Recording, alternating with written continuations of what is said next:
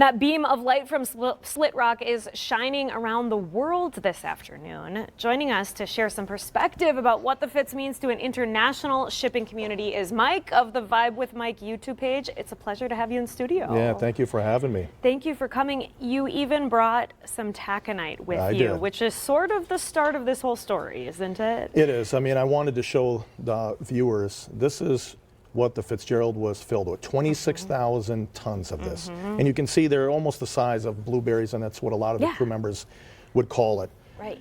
And, you know, the ship took off from Superior, Wisconsin, not too far from here. Right. Dock number 1, it was November 9th.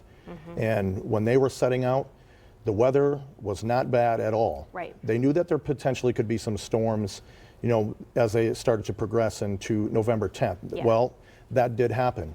And when it hit November 10th, the storms really started to pick up. The weather was picking up, and it got to 85-mile-per-hour gusts out on the lake. They're talking about potentially 25-foot waves, and you had some real seasoned captains that were out there. On the Fitzgerald, you had Ernest McSorley, a person that was just on the edge of retirement, and it was just unbelievable, you know, for them to go through that. And we will never forget the 29 men that were lost. But on this day, even though we're talking about the Fitzgerald, I always think about all of the mariners that are out there on the Great Lakes, and those that, you know, put themselves at risk doing a job like that, because you never know. When Mother Nature is there, things can happen. But, you know, again, it's something that, you know, the people that go out on these ships, tons of respect for them, and I think that'll always be the case. And you have an international audience on your YouTube channel. So what are you hearing from them on the 50th anniversary? It is incredible. Where, you know, I'm here in Duluth, and I think people that think about the Fitzgerald, it's just a Lake Superior thing. That's not the case. Right. I mean, I have people that have been sending me emails from Japan, from Poland, from Switzerland, Germany, Brazil. I mean, the list goes on. I've just been completely inundated with people that are interested. And there is one common factor that where the interest starts. They hear the song from Gordon Lightfoot, The Wreck of the Edmund Fitzgerald, and I think they start investigating it, looking into it. Right. And it's just incredible, the interest of people from around the world of, you know, learning about the story, learning about the Fitzgerald, and that's something that is, it's a good thing. I want them to know about it. Absolutely. I'd love to know how many times that song has been streamed today. I'm sure folks around the world are listening to it. Yep. Yeah.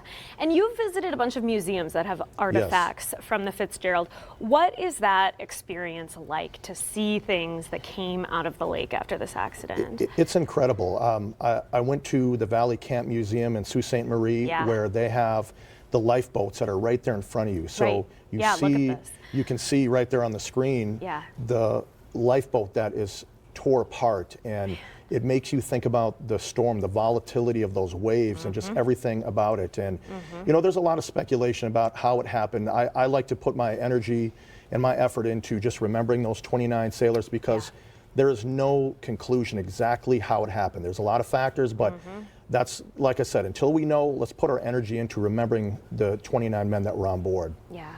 And it did alter maritime and shipping on the Great Lakes forever. Absolutely. Great point. I mean, it really became a compliance first, a risk mitigation first mentality in the maritime industry after that. Think about this, Bailey. 1975 is when the Fitz went down. We have not had anything like that ever since. And that really is, if there is one silver lining, it's the compliance first mentality, where you know, there's more inspections, there's more emphasis on safety, and technology also to help that. Yeah, the closest we got was the Mishpacotton, and we're glad nothing happened there. Yeah, absolutely. Well, thank you so much for joining us today. Such an important day around here. It was great to have you. It's a pleasure. Thank you.